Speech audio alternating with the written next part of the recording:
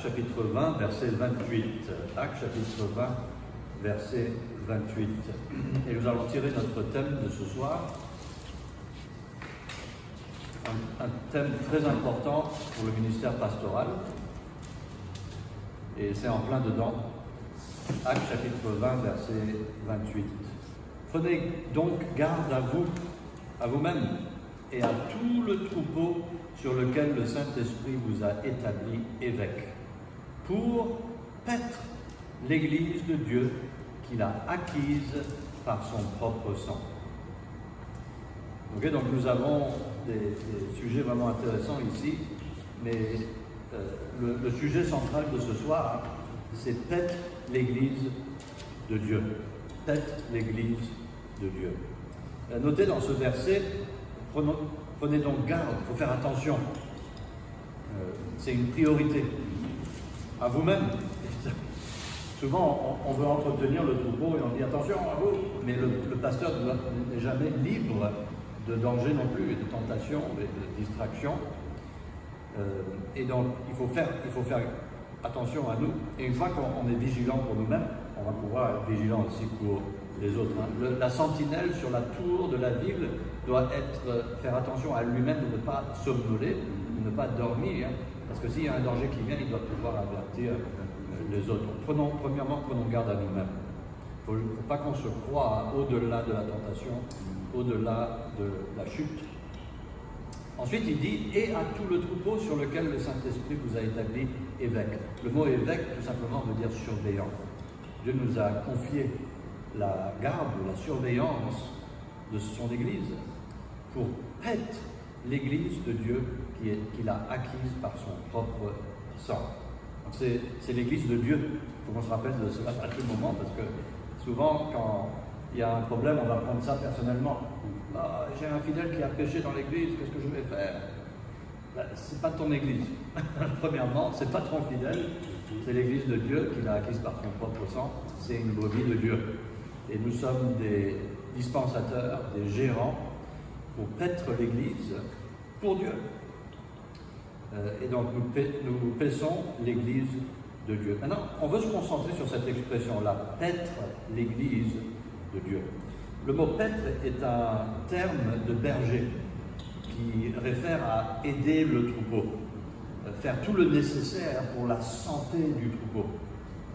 Donc pour la santé du troupeau, il faut diriger le troupeau vers les bonnes herbes, vers les eaux paisibles, vers des enclos protégés contre les loups, contre les bêtes sauvages qui veulent venir dérober et bouffer le troupeau. Donc ce soir, nous allons parler de cette affaire de paître, mais on va vraiment aller profondément dans le sujet de paître. Je pense, en pensant au sujet, je pensais à ce que Jésus a dit à Pierre. Amen. Pierre, est-ce que tu m'aimes? Oui, Seigneur, je t'aime. Nourris mes brebis. Et puis il a dit 3 fois dans Jean chapitre 21, versets 15 à 17, 3 fois occupe-toi de mon troupeau. M'aimes-tu plus que ceci? C'est un grand débat, c'est quoi le ceci? Et la réalité, c'est qu'on peut mettre ce qu'on veut là-bas. Il faut qu'on aime Dieu plus que tout. Maintenant, j'aimerais vous donner une définition et j'aimerais votre contribution. Qu'est-ce que vous pensez? Comment est-ce qu'on peut compléter cette définition de paître? Paître.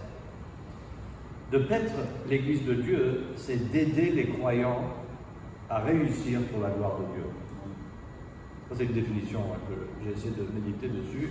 Pas excessivement, mais simplement avoir une définition. On peut approfondir et détailler plus, mais j'ai voulu avoir peut-être un début général où qu'est-ce qu'est l'objectif de paître l'Église de Dieu. Comme on le voit dans Actes 20-28, c'est d'aider les croyants à réussir pour la gloire de Dieu. Maintenant, quelle est la réussite? Tout ça, ça peut être détaillé, on peut décortiquer les détails, mais de façon générale, voilà le principe. Il faut réussir avec Dieu. On ne réussit pas avec l'homme. Il faut réussir avec Dieu. Qu'en pensez-vous? Paître l'Église de Dieu. Qu'est-ce que ça signifie pour vous? Je pense que toutes les autres choses ne seront que, maintenant, comme vous avez dit, des détails. Sinon, le but global, c'est vraiment les aider à réussir pour la gloire de Dieu. Et en cela, nous avons aussi ce rôle de les aider à avoir un modèle qui peut vraiment, comme l'apôtre Paul dira, imitez-moi pendant que je suis en train d'imiter le Seigneur Jésus-Christ.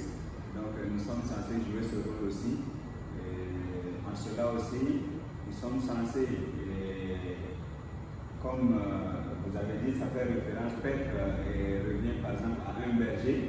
Voilà, et le berger est chargé vraiment de ramener l'animal lorsqu'il veut s'égarer. Mais aussi, il y a un temps pour brouter l'herbe et il a un temps pour aller et les abreuver et tout ça. Donc ça revient vraiment au berger de savoir rechercher la nourriture nécessaire et pour vraiment chaque brebis, savoir prendre son mieux. Amen. L'apôtre Paul a dit, soyez mes imitateurs comme je le suis aussi de Christ. Exactement. Ouais, donc c'est la meilleure chose qu'on puisse faire pour le troupeau, c'est leur montrer le chemin exactement faire. Exactement. Amen. Et ça va contribuer à la réussite pour la gloire de Dieu. Quelqu'un d'autre, qu'est-ce que la Bible dit? Le frère Calva a référé à être le modèle. Qu'est-ce que la Bible? Oui, frère David. Être le troupeau, l'Église de Dieu, je pense à l'idée de guider ou de conduire le troupeau de Dieu vers Dieu lui-même, vers le Seigneur. Et cela va les aider à s'approcher plus du Seigneur, à ressembler de plus en plus le Seigneur pour sa gloire. Amen. S'approcher du Seigneur, très bien. C'est le Seigneur qui est le bon berger. Nous, on est un berger facultatif. On est remplaçable. On peut le remplacer. Mais le bon berger, il n'est pas remplaçable. Et il ne faut pas qu'on amène des brebis après nous, d'être des disciples des hommes, mais d'être des disciples du Seigneur. C'est un bon ajout. Il faut qu'ils se rapprochent. Il ne faut pas qu'on aide les brebis à s'approcher de nous. Il faut qu'on les aide à s'approcher de Dieu. Pas à ressembler à nous, mais de ressembler à Dieu. Maintenant, nous, on donne un exemple pour les motiver, les inspirer à comprendre la bonne direction et les bénéfices qui peuvent témoigner dans notre vie et désirer ça. Mais nous sommes imparfaits. Et dans notre imperfection, nous devons nous rappeler qu'il y a quelqu'un qui est parfait. Et si on cible tous le Seigneur qui est parfait, on fera mieux. On fera tous mieux. Le pasteur pètera l'Église encore mieux. Et les croyants pourront suivre Dieu encore mieux. Une autre définition, un autre aspect. Être l'Église, je vois quelque chose de confiance que tu montres vraiment les brebis. Ce qui est vraiment l'Église Dieu, parce que c'est un travail que tu dois toi-même, tu dois montrer de l'amour, une confiance que le Seigneur aussi t'a confiée, et cette confiance guidera les brebis, faire connaître vraiment l'amour Dieu qui est vraiment l'Église dont on est en train de parler. Voilà, donc je vois que être c'est vraiment jouer un grand rôle pour un pasteur de faire montrer les gens la confiance en Dieu. Ouais, donc ça rejoint l'idée d'être un modèle, voilà, être un imitateur, voilà, aider les gens à pouvoir voilà, voir comment on peut faire confiance à Dieu. Voilà. Ça c'est très bien. je pensais aussi à un autre aspect, c'est l'aspect de présenter l'Église comme l'épouse de Christ. Ça, c'est un autre aspect qu'on trouve là, concernant le ministère. Et ça, c'est vraiment glorieux. Parce que si j'aide quelqu'un, si il y a un fidèle dans l'Église qui est en train d'avoir un souci au niveau de la foi, et si j'arrive à l'aider pour qu'il puisse vivre dans la victoire et échapper à un échec dans sa vie, un jour, je vais pouvoir présenter cette personne-là au Seigneur et dire, par la grâce de Dieu, merci qu'on a pu réussir à aider cette brebis à accomplir quelque chose pour la gloire de Dieu. Ça va être un grand jour, hein, quand on présentera l'Église à notre Sauveur. Je vois aussi, ça m'a ramené dans le livre de 1 Pierre chapitre 5, où la Bible dit, percez le troupeau de Dieu qui est au milieu de vous, veillant sur lui. Donc, Pètre, lui revient à veiller également sur ces brebis-là. Et j'aime beaucoup ce passage. Il dit, non pas contraire, mais volontairement, non pour un gain honteux, mais par affection, et non comme ayant la domination sur les héritages du Seigneur, mais en étant les modèles du troupeau, comme nous avons évoqué déjà dans un point récent. Donc, ça revient à veiller sur elle et être un modèle pour elle et de notre chose. Amen. Ouais, ça c'est un autre bon passage. En vous entendant parler, je pensais à le mot veiller réclame une prise de conscience. Il faut rester conscient, il faut rester à jour sur l'état spirituel du troupeau. S'il y a une brebis qui s'égare, il faut qu'on soit au courant. Il faut qu'on soit assez proche du troupeau, assez conscient, en veillant, qu'on peut voir le début d'un égarement et pour pouvoir intervenir en faveur du croyant qui est en difficulté. Amen. C'est bien. Il y a autre chose? Oui, Frère Germain. Je vais ajouter un peu. Je vois que le berger, c'est celui qui se sacrifie. Oui. On l'a dit dans Romains 12, verset 1. Je vous exhorte donc, frères, à la compassion de Dieu, à offrir vos corps en sacrifice vivant, saint et agréable. C'est votre culte raisonnable. Amen. Je vois que le berger aussi, c'est quelqu'un qui veille et qui intercède pour les brebis, Amen. pour qu'ils réussissent, qu'ils marchent dans leur autorité. Amen. Ouais, ça c'est une excellente contribution. Il ne faut jamais oublier que l'appel d'être un berger, c'est l'appel à une vie de sacrifice. Maintenant, il faut qu'on prenne garde à nous-mêmes. Et donc, si on ne prend pas garde à nous-mêmes, ça va être difficile de prendre garde à l'Église. Donc, il faut faire ce qui est mieux pour notre santé spirituelle parce que le résultat sera produit, le fruit de cela sera la santé spirituelle du troupeau. Mais ne nous y trompons pas que on a été appelé à aider. Non, la meilleure aide qu'on puisse être, c'est de passer du temps avec notre Dieu pour notre santé spirituelle. Mais il faut aussi qu'on passe du temps avec les brebis et les aider dans leur santé spirituelle. Et ça va bouffer le temps. Ça va bouffer le temps. Mais ça va être délicieux. C'est comme un repas. On va manger ça, mais ça en vaut la peine. Ça en valera la peine. Très bien. Donc c'est un appel à vivre une vie de sacrifice. On n'a pas le temps pour des ambitions personnelles. C'est pour ça que c'est un peu étrange l'idée de... Moi je suis un pasteur et je suis aussi impliqué dans la politique, où j'ai aussi d'autres activités. Et il est nécessaire parfois d'avoir d'autres activités pour, s'il n'y a pas assez de revenus pour le salaire du pasteur, de pouvoir faire quelque chose de supplémentaire pour pouvoir aux besoins de la famille. Et ça, c'est tout à fait normal. La majorité des pasteurs partout dans le monde, c'est ce qu'ils font. Mais il faut. Ça doit être dernier recours. Ça doit être dernière option.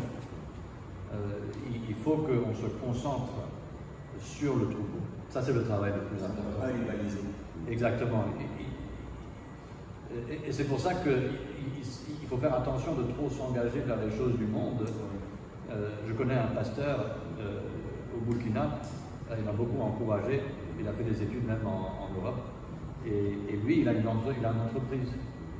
Mais il ne gère pas l'entreprise, il a un gérant pour l'entreprise, et ça n'a pas toujours été comme ça, mais maintenant, il se concentre à 100% sur le ministère, et il a fait le nécessaire pour que l'entreprise puisse se gérer elle-même et puis aussi fournir le revenu pour voir aux besoins de sa famille.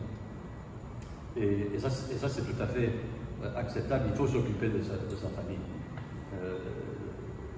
Comment est-ce que l'évêque pourra s'occuper de la famille de Dieu s'il n'arrive pas à s'occuper de sa propre famille? Ça n'a pas de sens. Donc, et là, ça nous permet de toucher un sujet, peut-être qu'on développera une autre fois, mais il faut pouvoir... Oui, c'est une vie de sacrifice, mais c'est sacrifice de soi. On ne doit pas sacrifier notre famille pour aider l'Église. Parce que si on arrive à avancer le royaume de Dieu, à avancer des âmes, le royaume de Dieu, notre famille aussi en fait partie. On ne peut pas négliger notre famille en disant non, moi je sers Dieu. Ah non, servir Dieu, c'est aussi servir les besoins spirituels de la famille. Donc ça peut être une erreur. On peut excuser le manque de temps qu'on passe avec la famille parce qu'on se dit qu'on est en train de servir Dieu. Mais les appels divins ne se contredisent pas. On est appelé à entretenir notre famille physiquement et spirituellement, mais aussi, en tant que pasteur, entretenir le corps de Christ, la famille de Dieu. Donc il faut achever ces deux ministères. C'est pas l'un ou l'autre. C'est pas je vais miser plus dans l'un et puis miser. Non, il faut faire le mieux dans les deux, le mieux possible. Ok, Il y a un sens qui m'est venu pendant que vous étiez en train de développer votre pensée. Oui. J'aimerais dire que Pâques également revient aussi à magnifier le Seigneur devant les brebis.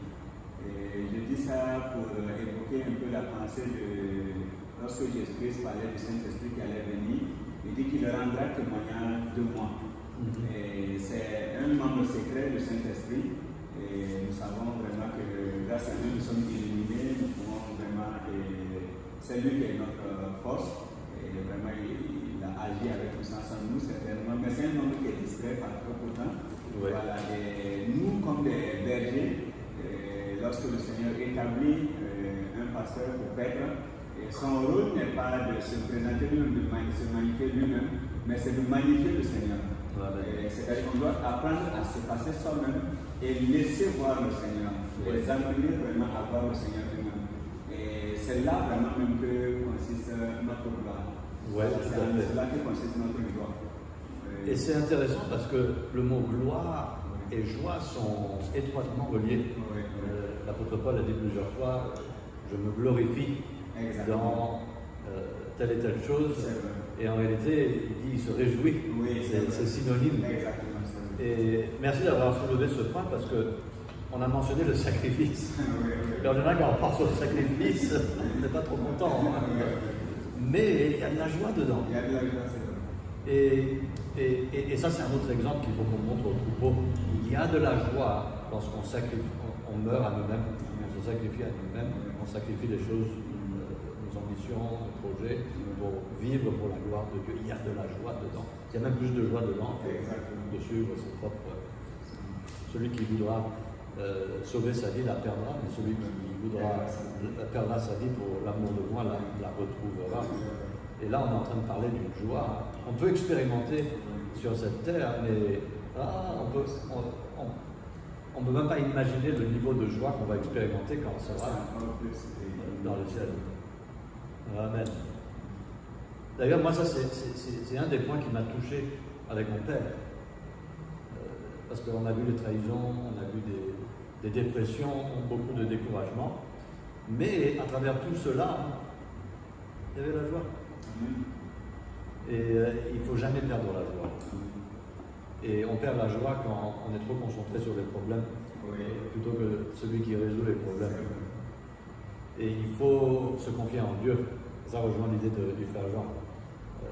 Quand on se confie en Dieu, il ne va jamais nous trahir. Maintenant, si on commence à mettre la confiance dans l'homme, dans le troupeau, qu'on essaye d'aider, ça va nous trahir. Mais Dieu ne nous trahira jamais.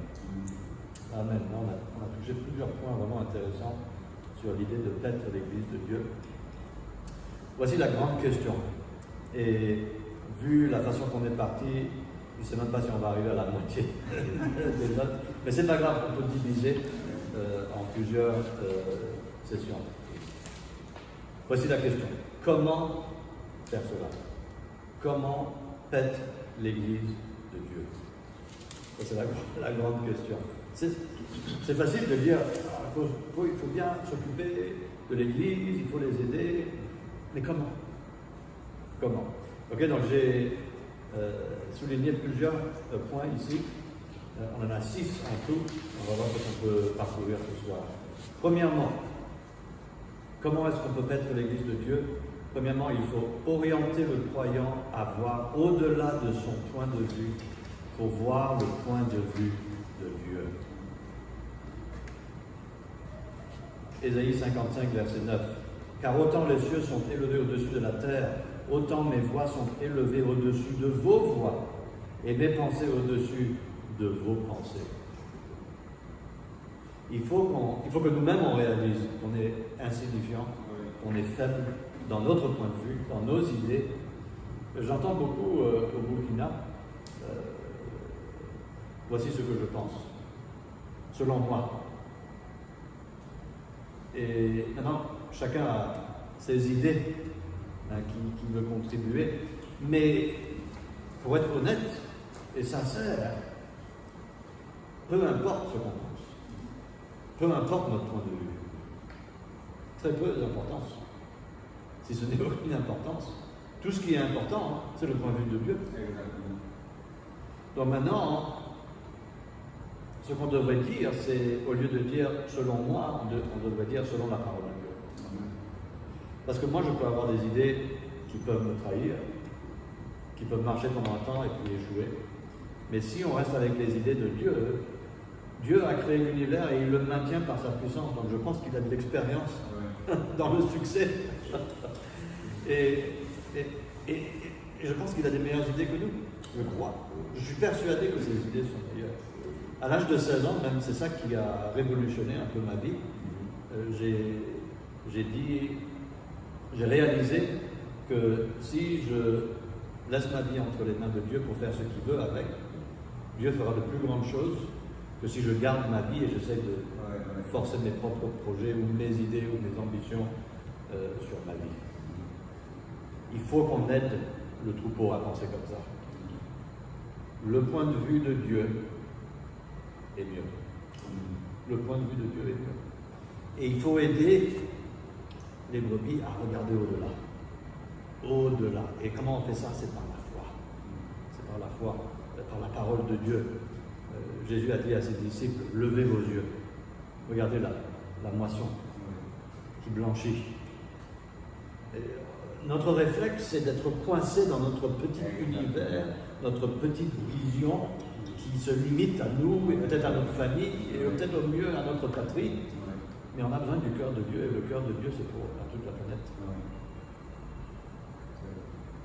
Paître l'Église de Dieu. Il faut orienter le croyant à voir au-delà de son point de vue pour qu'il puisse voir le point de vue de Dieu. Ça va les aider. Et ça va les fortifier. Une des meilleures choses qu'on puisse réaliser, c'est qu'on est faible. Parce que quand on réalise qu'on est faible, maintenant, on peut voir qu'on a besoin d'aide. Mais si on pense qu'on est fort, maintenant on ne va pas être ouvert à la vision de Dieu, au point de vue de Dieu, qui nous dit d'ailleurs qu'on est faible. Et donc il faut juste croire à la parole de Dieu. C'est aussi simple que ça. Et Dieu merci que le Créateur de l'univers nous a contactés. Il nous a donné sa parole on peut avoir des pensées qui... C'est pour ça que des passages comme « Aimez vos ennemis ». C'est quel homme qui pourrait inventer cette sottise? C'est une folie. Ça n'a pas de sens, au point de vue humain. Et il y a beaucoup de chrétiens, ils ne peuvent pas pardonner. Oui. Pourquoi? Parce qu'ils ont une vue trop humaine, ils ont besoin de regarder vers le ciel et de voir le point de vue de Dieu. Je dirais aussi que c'est de les... Ça revient à les aider, comme Matthieu 6, 33, à chercher premièrement le royaume de Dieu et sa justice. Voilà. Amen. De cette manière également, Ouais. je pense que ça serait vraiment une gloire à Dieu. Une gloire à Dieu. Oui, tout à fait. Et toutes ces choses nous seront données par Dieu. Exactement. Ça veut dire, quand on s'humilie, Dieu nous élèvera. Exactement. Et est-ce que ce serait possible, faire Kalba, que peut-être, si on se concentre d'abord sur le royaume de Dieu, Dieu maintenant peut nous aider avec notre petit royaume, selon sa volonté, Bien sûr, et il le fait. et cela dépasserait tout ce qu'on pourrait faire pour dépenser de l'énergie et nos ressources Clairement. directement dans notre royaume. Clairement. Je pense à Josué, que ce livre de la loi, médite-le jour et nuit, afin que tu aies du succès. Ça veut dire le succès, c'est pas juste dans la vie éternelle. On peut avoir le succès dans cette vie, pourvu qu'on suit le point de vue de Dieu dans ce succès. J'ai entendu mon pasteur dire plusieurs fois, le pire échec, c'est notre succès sans Dieu. Nos pires échecs, ce n'est pas des échecs dans notre vie. Les pires échecs, c'est quand on a réussi sans Dieu. Ça, c'est vrai. Parce qu'on se fait Dieu nous-mêmes. C'est vrai. Voilà. Transforme ce pain, cette pierre en pain. Aïe. Une pensée qui me vient, toujours dans l'idée de Petre et comment les aider à faire cela ou comment faire cela, c'est, vous avez évoqué le sens du berger tout à l'heure. Et c'est intéressant quand on entre en profondeur parce qu'on voit une différence en cela. Jésus dira, je suis le bon berger. Oui. Et là, c'est clair. Et nous sommes des sous-bergers. Oui. Et quand on prend un exemple avec les bergers comme cela, avec leurs animaux, leurs troupeaux, nous comme bergers, c'est vrai, on peut voir vraiment essayer de comprendre avec un exemple comme ça. Oui. Mais par contre, ce berger-là avec ses animaux est maître sur eux. Oui. Mais nous ne sommes pas maîtres sur les brebis que nous sommes établis. C'est ça. Et nous-mêmes, nous sommes une brebis établie sur d'autres brebis. Et en cela, je vois que nous avons vraiment besoin, parce que j'aime une phrase qui dit qu'on ne peut pas conduire une église là où on n'est pas soi-même. Et en cela, ça laisse voir que nous-mêmes, nous avons besoin aussi de faire des progrès. Et même en cela, nous les aidons même, et nous les montrons. Ouais. Ça devient encore un modèle. Voilà, mais en pensant à cela, ça m'a béni déjà. Et franchement, je dis gloire à Dieu. Amen. Amen. Ok, donc ça c'est un premier point. Il faut aider les croyants à voir au-delà de son point de vue pour voir le point de vue de Dieu. Benjamin, vous avez quelque chose? J'ai pensé à Matthieu 6, 41, qui dit que priez pour ne pas tomber dans la tentation. L'esprit est bien disposé, mais la chair est faible. Orienter les croyants à voir au-delà de leur point de vue et de voir le point de vue de Dieu, que dit que c'est prier, que ce qui est dans l'esprit manifeste sur la chair. Parce que l'esprit est bien disposé, l'esprit est bien disposé, ça veut dire qu'il est bien positionné. Donc maintenant en priant, l'esprit va communiquer la chair qui vit selon la volonté de Dieu.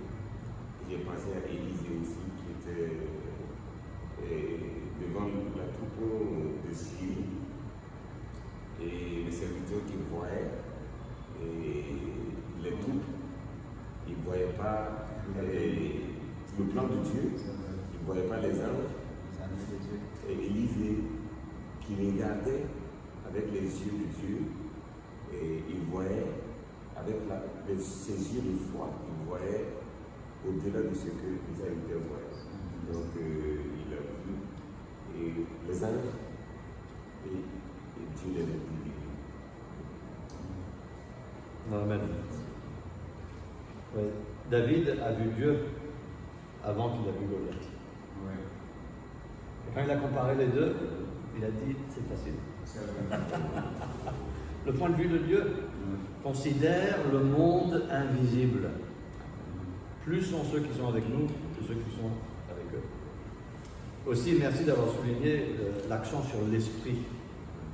La Bible dit que tout ce qui est en vous, l'esprit, l'âme et le corps, là on a la direction des priorités. Il a commencé avec l'esprit. Nous, en général, on dit corps, âme et esprit. On finit avec l'esprit. Mais la Bible commence avec l'esprit. La priorité, c'est ce qui est spirituel. Tout ce qui est en vous soit conservé, irrépréhensible. Des fois, on dit, non, mais la vie privée, le cœur, à l'intérieur, ça, c'est ça qui compte. Ce qu'on fait dans le corps, ça ne compte pas. C'est faux. Ça compte. Parce que Dieu veut tout. Mais ça commence avec l'esprit. Si l'esprit est bien paramétré, on pourrait dire, ça aura un effet positif sur l'âme et aussi positif sur le corps. Ça, c'est le point de vue de Dieu. Donc, il faut commencer là où les gens finissent.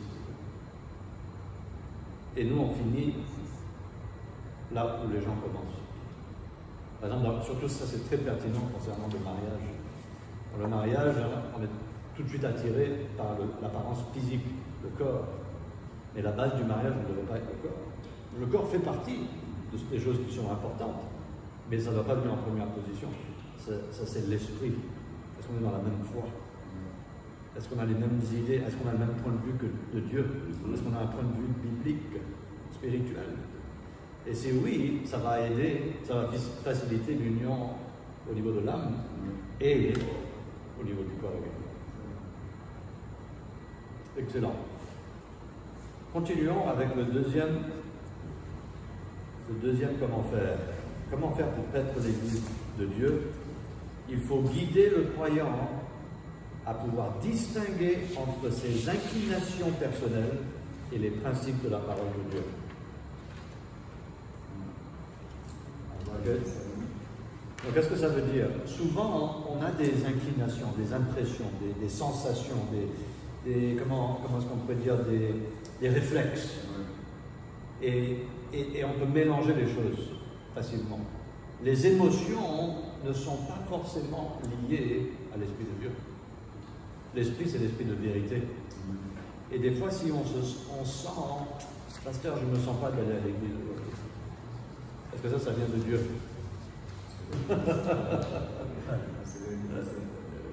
C'est-à-dire, c'est pas qu'ils sont malades, c'est pas qu'il y a un empêchement, c'est juste qu'il y a un manque de motivation. Beaucoup de gens me disent, s'ils prêtent à Dieu, je serai là. Et moi, en général, si je puis introduire, je dis, ça plaît déjà à Dieu.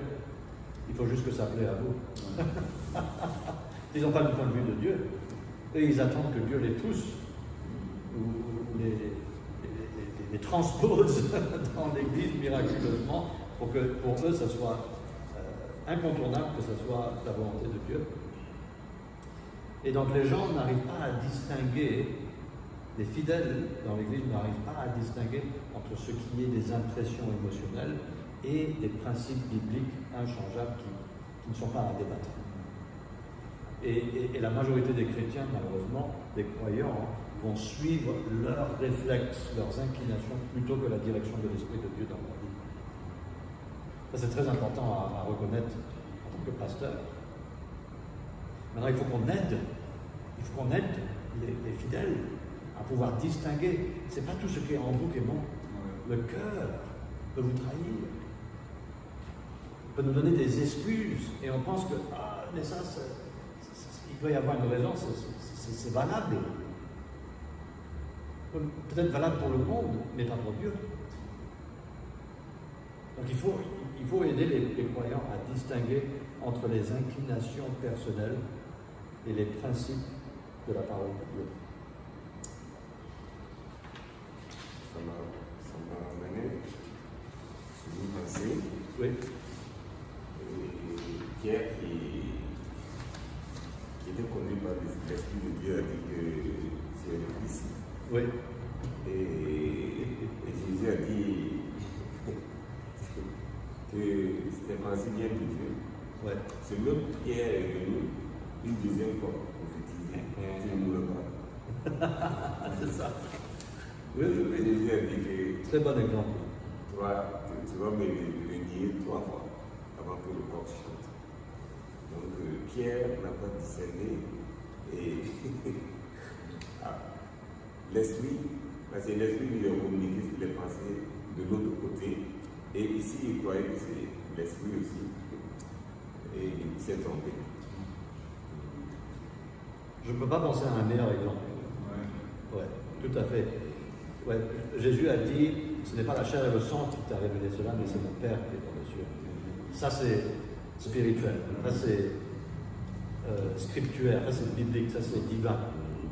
Mais après, quand Jésus a dit, il faut que vous portez votre croix, puis moi je vais mourir, non Seigneur. Il a repris le Seigneur. Arrière de moi, Satan. Ça c'était une inclination, ça ne venait pas de Dieu. Maintenant lui, il pensait qu'il était le meilleur à tout, le meilleur garde du corps de Jésus. J'irai jusqu'à la mort pour toi. Mais ça c'était le point de vue humain, ce n'est pas le point de vue de Dieu. Attention aux inclinations personnelles. Notre pire ennemi, ce n'est pas le diable. Notre pire ennemi, ce n'est pas le monde. C'est nous-mêmes. De l'abondance du cœur, le cœur est mauvais, et on va avoir des idées qui vont nous vouloir nous faire dévier. Ça s'est passé pour Pierre. L'apôtre Paul, avant qu'il soit converti, son inclination, c'est que les chrétiens sont hérétiques. C'est des ennemis de Dieu. Et lui, il faisait selon son inclination. Dieu merci, il y avait, je crois que c'était le souverain sacrificateur qui a dit faites attention, si cette entreprise vient des hommes, elle périra, mais si elle vient de Dieu, faites attention qu'il ne s'avère que vous avez combattu contre Dieu. Ça, c'est sage. Reconnaître l'intuition des hommes, contrairement à la motivation de l'Esprit de Dieu, de ce qui est vrai. Grande différence. La Bible dit dans Proverbe 14:12, il y a telle voie qui semble droite à l'homme, mais dont l'issue est la voie de la mort. On pense qu'on va dans le bon chemin, mais il y a le gouffre qui est là. Donc attention, on ne peut pas se fier à nos intuitions, à nos inclinations, à nos émotions. Il faut qu'on se fie à la parole de Dieu et aux principes qu'on trouve. Ça m'a fait penser aussi à Paul qui ne s'est pas laissé tromper par la femme avec l'esprit de Python. Il ne s'est pas laissé tromper, Ouais. il a su, et en même temps il a évoqué le nom du Seigneur Jésus, il a discerné, et la fille était venue comme un membre de l'église, et il voulait prophétiser. Voilà, elle a prophétisé, elle a dit que bon, vous êtes des hommes de Dieu, et tout ce que vous dites vient de Dieu. Paul s'est fatigué, et il a su que c'est pas ça qui n'est pas Dieu. Alors que c'était vrai. C'est ça qui est étrange avec la situation. Elle n'a pas menti. mais l'esprit qui était derrière. Ouais. Ça, c'est très curieux comme histoire, comme événement, la parole de Dieu. Très bien, allons au troisième point. Comment traiter l'Église? Il faut diriger le croyant à retracer le problème à la racine plutôt que de se concentrer sur le problème de surface. Les problèmes de surface, c'est les émotions, les manifestations visibles d'émotions. Par exemple, la colère, l'agressivité, la rancœur, l'amertume, le découragement, la peur, la tristesse, la solitude, la dépression, la honte, la confusion, le stress, la frustration, la moquerie des autres, l'arrogance, etc. Tout ça, c'est des expressions visibles. On voit des gens qui manifestent quelque chose de problématique. Le problème n'est pas avec la manifestation d'émotions. Ça, c'est juste le fruit. Il y a un problème à l'intérieur, un problème racine qui déclenche, qui produit cette manifestation visible. Si un arbre est en mauvaise santé, en général, on peut retracer le problème à la racine. Il y a un problème, il faut mettre de l'engrais, où il y a quelque chose qui ne va pas à la base. Et en général, s'il y a un problème en haut, si par exemple l'arbre est coupé, il peut repousser. Il peut repousser, il continuera à vivre. Mais s'il y a un problème à la racine, tout est compromis. Donc maintenant, ce que nous voulons faire, c'est aider le troupeau à pouvoir avoir la victoire sur leurs problèmes. Mais ne vous y trompez pas, la manifestation, tout ce qu'on voit n'est pas le problème. C'est juste une exposition qu'il y a quelque chose à l'intérieur qui ne va pas. Et ça va être difficile parce que les gens doivent s'ouvrir. Et personne ne veut s'ouvrir. Parce qu'on se sent vulnérable, on se sent exposé.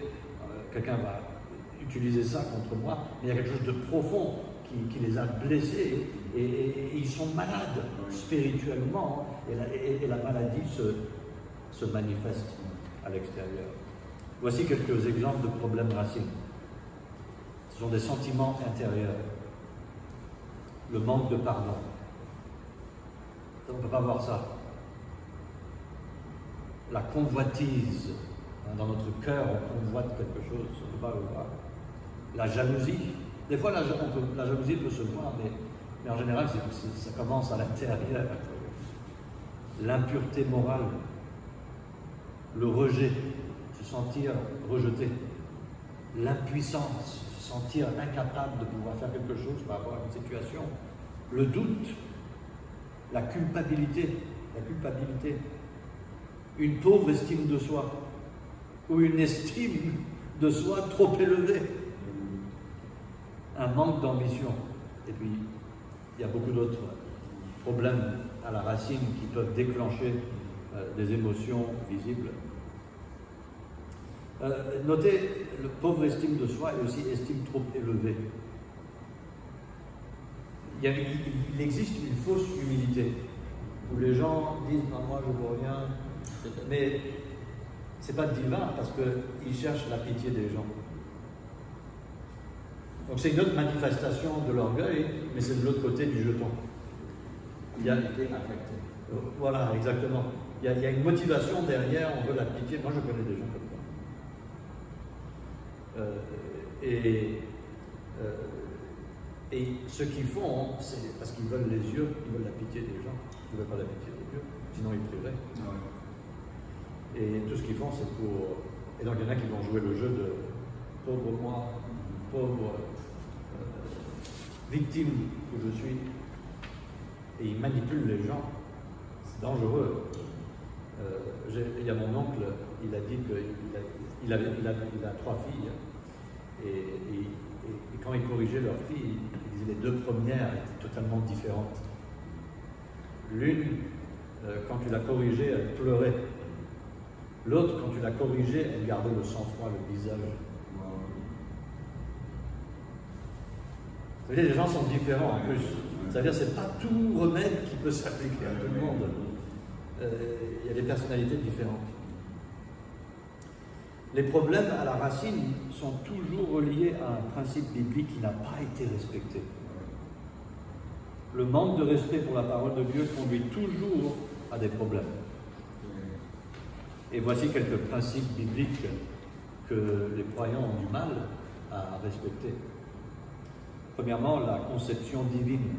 On n'aime pas la façon que Dieu a fait les choses, on veut ajouter notre culture, notre tradition, nos idées, notre point de vue. Et c'est pour ça qu'il y a des milliers de différentes églises, de différentes dénominations. Chacun a son idée. On n'accepte pas la conception divine, on prend la base, mais après on fait ce qu'on veut, selon notre conception. Ça crée des problèmes. Un deuxième principe biblique qui est brisé, l'autorité divinement placée. On ne respecte pas nos autorités. Dieu nous a donné des pasteurs, des pères spirituels, des parents, un président dans le pays. Ce sont des autorités que Dieu a placées dans notre vie. Et le fait de ne pas accepter leur autorité manifeste un rejet de l'autorité de Dieu. L'autorité divinement placée. On ne le respecte pas, ça va créer des problèmes. Le pardon de ceux qui nous offensent. Le pardon même, c'est à la base de la vie chrétienne. Moi je ne pense pas que quelqu'un qui se dit chrétien et qui refuse de pardonner quelqu'un, je ne pense pas qu'il est sauvé. Parce que toi, tu étais un ennemi de Dieu. Dieu, il n'a rien fait. Il est parfait, sans péché. Toi, tu as péché contre lui, il t'a pardonné. Et tu l'as reçu. Et tu refuses de pardonner un pécheur qui a fait un mal à un autre pécheur corrompu. Ça n'a aucun sens. Donc, le pardon, maintenant, ça peut arriver qu'on est vraiment traumatisé par quelque chose et c'est difficile à pardonner. Je ne dis pas que c'est facile à pardonner. C'est pour ça que Jésus a prié, pardonne-nous nos offenses comme nous pardonnons à ceux qui nous ont offensés. Ça veut dire qu'il va y avoir régulièrement l'occasion de pardonner ceux qui, pour une raison ou une autre, ça peut être par incident ou par manque de compréhension. Je dirais qu'il y a certains pardons qui se retrouvent dans le processus de la sanctification progressive et au fur et à mesure que nous apprenons, nous arrivons à nous défaire de beaucoup plus de situations. Oui. Parce que dès le jour que nous confessons le Seigneur déjà, on ne peut pas s'imaginer qu'il nous pardonne nous, qu'il me pardonne moi, malgré, parce que je revois qui je suis. Et il m'a pardonné, c'est un miracle. Oui. C'est incroyable, inconcevable, mais il l'a fait. Oui. Donc, du coup, une offense par-ci, par-là, on tient aussi à déjà reprendre ce modèle-là. Jésus m'a pardonné, je pardonne. Mais il y a des situations dans la vie, même avec ce que nous venons de citer là, il y a certaines, à cause de peut-être une situation vécue et quelque chose de ce genre, il y a des gens qui sont même malades. Et voilà, et je pense qu'avec le temps, en apprenant, en lisant la parole de Dieu, il peut parvenir à pardonner même davantage et dans beaucoup plus de situations que à leur début. Voilà. C'est ça. Exactement. Oui. Et on va tous dans une direction ou une autre. Et quelqu'un qui est réellement un enfant de Dieu, il devrait aller dans la direction de pardonner. Exactement. Sinon, il sera en mauvaise santé. Et ça va manifester des mauvaises choses dans sa vie. La soumission à Dieu. Oui, Seigneur, je me soumets à ceci et cela dans ta parole, mais ça, je ne suis pas d'accord. Et donc, on a des placards privés dans notre vie, des compartiments dans notre vie où on a dit à Dieu, tu peux aller partout sauf là. Ça va manifester des problèmes spirituels dans notre vie. Et un autre principe biblique, c'est le vrai propriétaire de tout. C'est Dieu qui est propriétaire. Nous, on est propriétaire de rien. Rien ne nous appartient. Tout appartient à Dieu. Mais quand on commence à dire, non, moi, c'est à moi, c'est quand les problèmes commencent. Parce que quand c'est à nous, maintenant, on n'a plus besoin de l'aide de Dieu, c'est nous qui vont gérer. Mais si on dit, ah, s'il plaît à Dieu, c'est pour ça que Jacques dit, ne dites pas demain nous ferons ceci ou cela, mais remettons entre les mains de Dieu, si Dieu le veut, si Dieu le permet. Pourquoi? Parce qu'il est propriétaire. Il est propriétaire de tout. Il est propriétaire de la planète, les animaux, la terre, l'or, l'argent. Il est propriétaire de nous-mêmes. Il est propriétaire de nos familles. Il est propriétaire de tout. Mais quand on commence à vouloir être propriétaire, des problèmes vont commencer. Le maintien de la pureté morale. Oh, on peut goûter quelques plaisirs ici et là. Tout le monde le fait, c'est compréhensible. Oui, mais c'est normal au point de vue humain. Ça ne veut pas dire que c'est normal au point de vue divin. Dieu ne veut pas cela. Ce sont des parasites qui vont manifester des problèmes dans notre vie, qui vont nous salir. Et puis, nous voyons aussi un autre exemple, la consécration à la volonté de Dieu. Que ta volonté soit faite. Et ça c'est un gros point parce que souvent, on vient à l'église, on est prêt à être volontaire ici et là pour quelques projets, mais tant que ça soit limité à ce qui est raisonnable. Ne me demandez pas trop de faire. Mais c'est de Dieu qu'on parle. Est-ce que c'est possible de trop faire pour Dieu? Mais on a nos projets, on a nos idées, on a aussi. Mais c'est quoi qui est plus important, le royaume de Dieu ou le royaume des hommes? La consécration à la volonté de Dieu. Un manque de consécration à la volonté de Dieu. Qu'est-ce que Dieu a pour ma vie? Ça va jouer sur la foi. Ça va jouer sur la foi. Si vous voulez me suivre, prenez votre croix. Je vous l'ai dit. Il faut qu'on sacrifie, ça c'était l'étude de dimanche soir, il faut qu'on sacrifie la vie terrestre pour la gloire de Dieu, pour qu'on puisse gagner la vie, la nouvelle vie là, sur terre, dans le ciel. Si on veut suivre Jésus, si on va avoir des récompenses dans le ciel, ça va pas être gratuit. Il va falloir qu'on donne quelque chose à Dieu. Et malheureusement, et certainement, il y en a, on a vu avec les études du passé, là, concernant la vie éternelle, beaucoup se disent chrétiens, mais ne le sont pas. Mais il y en a peut-être qui sont juste immatures, qui sont égarés et qui ont besoin de comprendre que la meilleure chose que je puisse faire pour ma vie sur terre, c'est de me préparer pour la nouvelle vie. Comme Jésus a dit, amassez-vous des trésors dans le ciel. On ne veut pas être un enfant de Dieu qui arrive dans le ciel et m'habite. Mais on veut pouvoir glorifier notre Dieu et se réjouir qu'on a bien investi notre vie.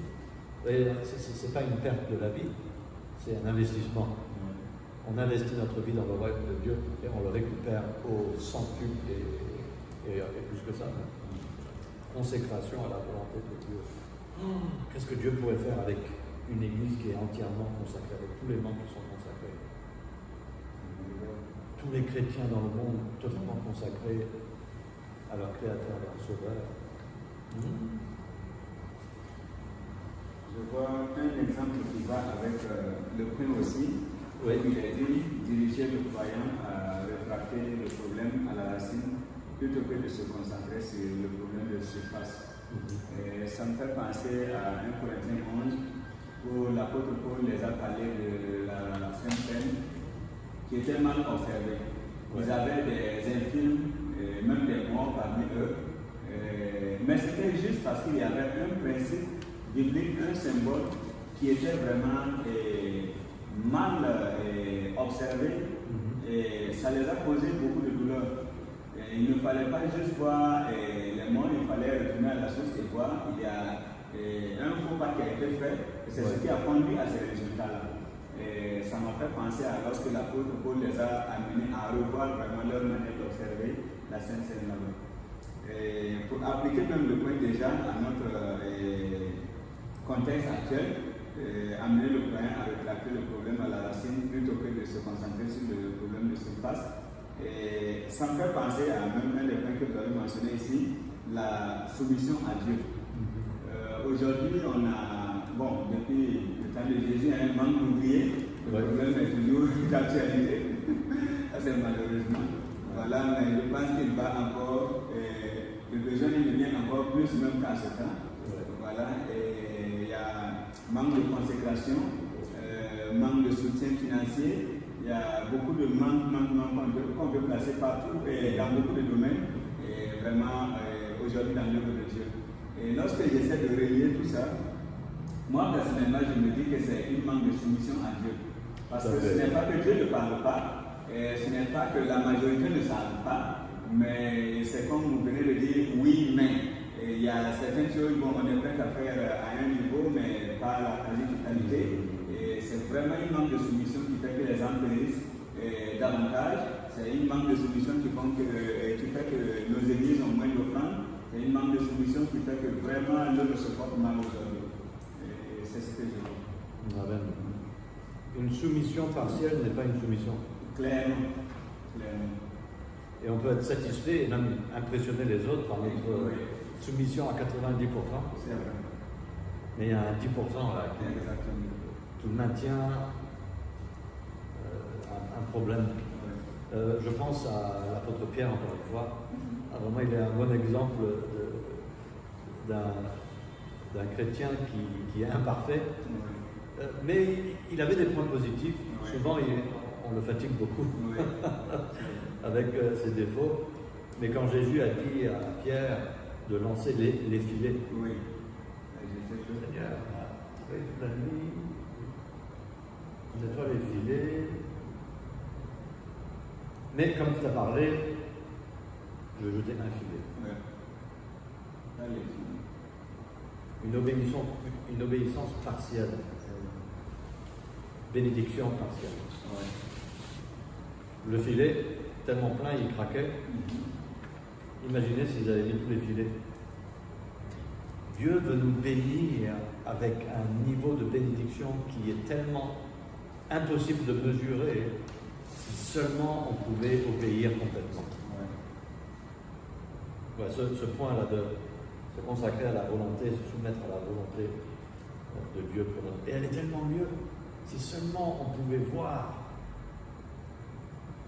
la joie, la paix. Et on expérimente déjà ces choses en mesure en Jésus-Christ par le salut. Mais dans une vie abondante, Jésus ne nous a pas sauvés juste pour échapper à l'enfer. Il nous a sauvés pour nous donner une nouvelle vie abondante. Mais il semble que tellement peu de chrétiens vivent cette vie. Que Dieu nous aide à vivre cette vie. Regardez à la dernière liste ici que nous avons à la page 2, les Saintes Écritures sont remplies de séquences de causes et effets. Si nous accomplissons notre responsabilité, Dieu accomplira la sienne. Je vais mentionner quelques exemples ici, et puis si vous pensez à d'autres, on peut les ajouter. La Bible nous dit, si vous gardez la priorité sur la parole de Dieu, vous aurez le succès, dans Josué. Si vous obéissez, vous serez bénis. Si vous confessez vos péchés, vous obtiendrez miséricorde. Si vous vous humiliez devant Dieu, il vous élèvera. Si vous semez avec larmes, vous moissonnerez avec joie. Si vous donnez, on vous donnera. Si vous honorez Dieu, il vous honorera.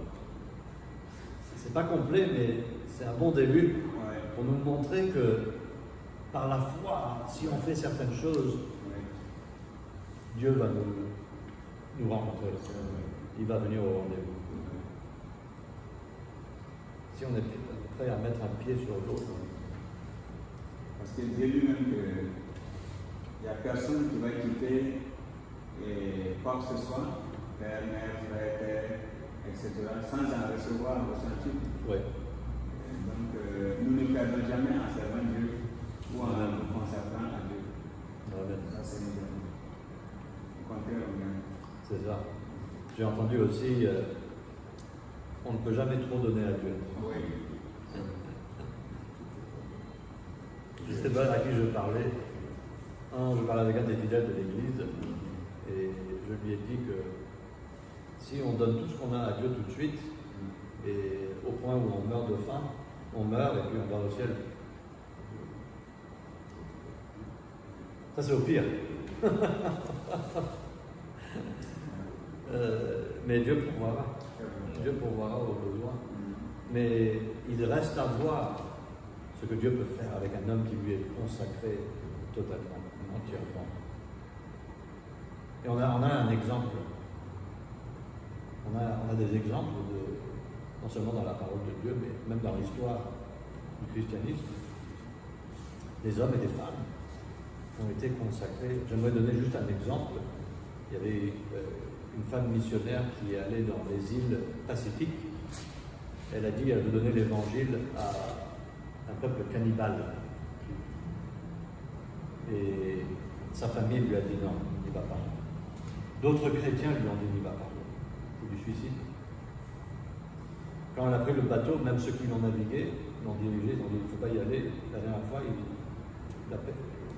ils ont intercepté un bateau qui passait à côté de leur île et ils ont tué les passagers et ils les ont mangés. Ils lui ont dit tu n'atteindras pas la plage vivant. Mais elle a dit c'est Dieu qui m'a appelé. J'y vais. Et ça me donne des frissons là tout de suite. Et effectivement, comme tout le monde a dit, elle est allée transpercer avant d'atteindre la plage et mangée par les cannibales. Et les gens ont dit ah, quel gaspillage! Une jeune femme, même pas mariée, dans sa vingtaine,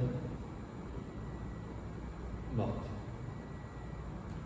Et moi je pense que le point de vue de Dieu est totalement différent. Quel investissement, quelle consécration. Mais j'ai lu aussi, pardon, je ne sais pas, je vous interromps, excusez-moi. Non, c'est bon. J'ai lu une histoire aussi d'une jeune fille américaine qui a voulu tellement briller. Elle a voulu gagner des âmes pour le Seigneur, vraiment se voir faire des merveilles pour le Seigneur. Et le souci est qu'elle avait la facilité de se laisser toujours attirer par la mauvaise compagnie à l'école, etc. Et elle revenait pleurer dans sa prière et tout ça.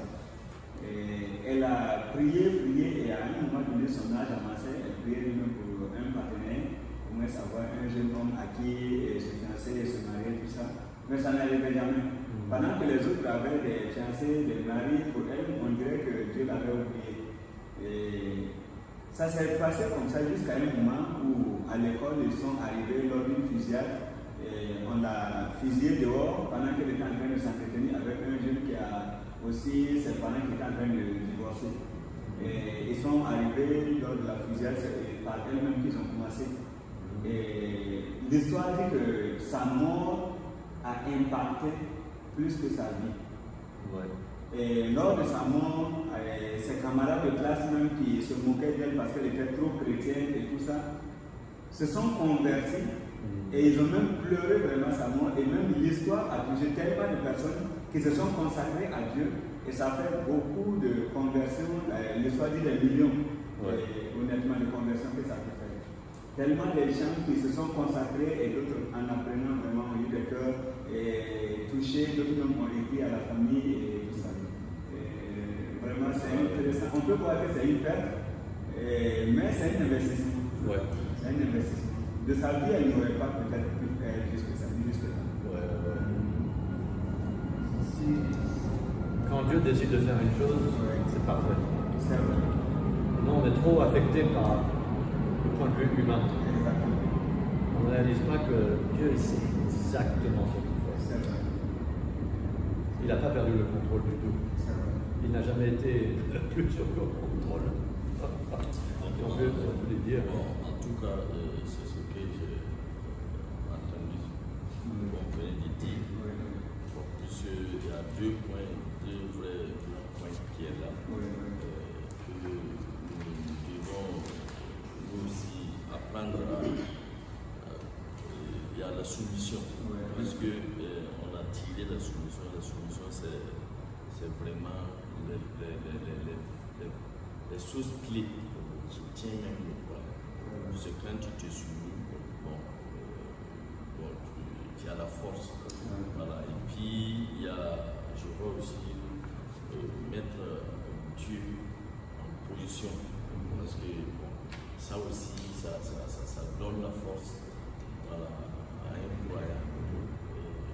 Parce que quand tu donnes tout à Dieu, c'est comme vous venez de dire, qui c'est tout donné à Dieu.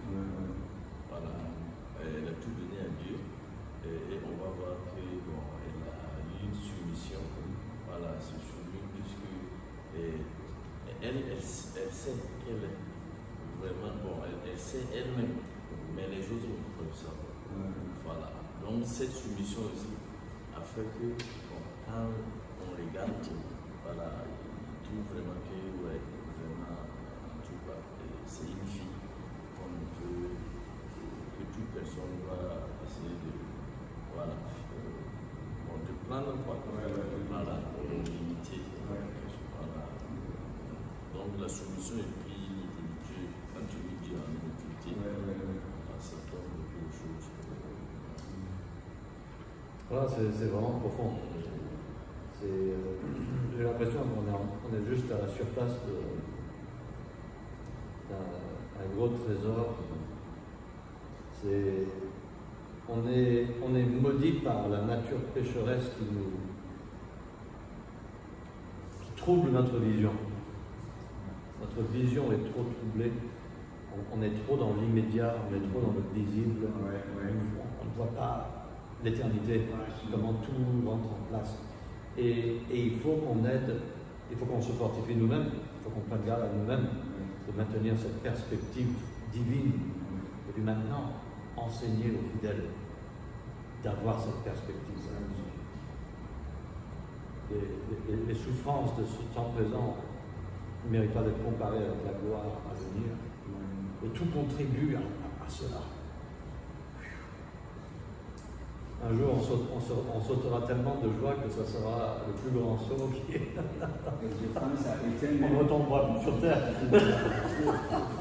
Je pense à Étienne. Pendant qu'on voulait même le lapider, tout à fait. Lui, il voyait le Seigneur dans sa gloire. Et cette vision le comporte. Et lorsque nous avons des yeux spirituels, les coups physiques, au contraire, ça nous renforce. Mais ça ne nous fait même pas penser à l'abandon. Donc, le regard spirituel qui nous regardons est très important. Et je pense qu'en regardant à Jésus-Christ, c'est vraiment très important. Je pense un dernier point vraiment essentiel qu'on conclue ce soir, mais c'est pour ça que la sanctification est tellement importante. Parce que le plus tu permets des compartiments de ta vie d'être isolé de la foi, de la vie de la foi, le plus tu vas être dépressif, tu vas être peureux, tu vas être coléreux, et tu vas avoir toutes ces manifestations. Pourquoi? Parce que tu sais qu'il y a une vraie vie, il y a une vie abondante qui existe par la foi, mais tu t'es dribblé toi-même. Et c'est pour ça qu'il y a certaines personnes qui ont une opinion basse de soi, parce qu'ils sont tellement découragés avec eux-mêmes qu'ils n'arrivent pas à... Et le problème, c'est qu'il y a des parties non soumises dans leur vie. Et ils n'ont pas le courage de réparer ce qui a été gâté dans leur vie. Et donc, c'est presque comme ils sont dans une situation coincée. Ils peuvent avoir la victoire, mais ce qu'il faut sacrifier pour avoir cette victoire-là, ils ne sont pas prêts à faire ce sacrifice-là. Il faut que je vienne à l'église à chaque fois. Il faut que je lise ma Bible tous les jours. Il faut que je prie. Il faut que je donne à l'église. Il faut que j'évangélise. Et ils regardent à tout ça et d'autres choses dans la parole de Dieu, et ils sont tellement découragés qu'ils vivent une vie chrétienne misérable. Et il y a les manifestations. Et il faut qu'ils commencent à réaliser, peut-être je ne peux pas tout réparer en même temps, mais je peux commencer ici. Je peux commencer là. Je peux commencer. Et avec le temps, parce que souvent on regarde à tout ce qu'on devrait faire et on est inondé On dit ah, c'est trop de travail, donc je préfère rien faire. C'est pas une bonne décision. Et les fidèles ont besoin de comprendre, on a besoin de comprendre aussi, parce que ça peut nous arriver aussi, en tant que pasteur, d'être dépassé par les événements, et au lieu d'abandonner et de dire, c'est mieux de prendre le parcours qui résiste le moins. Je vais prendre le chemin le plus facile, parce qu'il y a trop d'opposition, il y a trop d'obstacles. Et puis après, maintenant, nous, on est dans la dépression. Maintenant, nous, on est dans la colère. Maintenant, nous, on est dans la tristesse. Pourquoi? Parce qu'on sait qu'il y a une vie avec l'aide de Dieu, mais d'une façon ou d'une autre, on n'a pas accepté certaines réalités. Et donc, il y a des parties de notre vie qui ne sont pas disponibles au Seigneur. Et ça crée cette réaction négative dans notre vie. Et donc, c'est un cercle vicieux. Comment est-ce qu'on brise ce cercle? Il faut qu'on dise par la grâce de Dieu, je vais commencer ici. Ok, Seigneur, attire mon attention vers ceux qui ont besoin de changer. Ok, je change là. Ok, donc je vais nettoyer ma vie morale. Je vais arranger ma vie dans la parole de Dieu. Je vais arranger ma vie de prière. Je vais arranger ma fidélité à l'Église. Je vais arranger mes amitiés. Je vais faire attention qui sont mes amis, qui je permets d'influencer, de m'influencer. Et puis, petit à petit, la joie va revenir, la paix va revenir. Mais ne vous y trompez pas. Ça dépend de nous. Dieu ne va pas se forcer sur nous. On appartient à Dieu, mais il ne va pas chasser les intrus par force. Il va nous aider, mais il faut qu'on ait la volonté. Il faut qu'on ait la volonté d'être aidé. Dire Seigneur, ouais. Et ça, bon, ça sera là. Je suis en train de me devancer là. On va regarder plus à comment aider. Un des points, c'est comment aider, pas de façon concrète, les fidèles à avoir la victoire sur les problèmes racines dans leur vie. Et donc il faut paître l'Église de Dieu. Il faut diriger le croyant à retracer le problème à la racine plutôt que de se concentrer sur le problème surface. C'est pour ça que les gens font la cigarette. C'est pour ça que les gens font l'alcool. C'est pour ça que les gens font les drogues. Ils essayent de noyer les problèmes surface. Et le problème à la racine est toujours le même. Et c'est ça la difficulté. Pour régler le problème à la racine, il faut transformer notre vie. Il faut que notre vie change. Il faut enlever certaines choses de notre vie. On aime trop ces choses. Donc on préfère noyer notre peur, notre amertume, notre culpabilité, notre colère. Puis on se rend...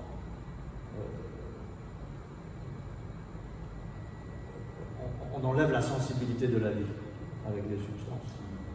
On essaie de noyer toutes ces choses avec la musique, les émotions, les plaisirs de la vie. Mais quand on se réveille le matin, le problème racine est toujours là. Pas ma volonté, mais que ta volonté soit faite. Il faut orienter le croyant à voir au-delà de son point de vue pour voir le point de vue de Dieu. Il faut guider le croyant à pouvoir distinguer entre ses inclinations personnelles et les principes de la parole. Prions ensemble.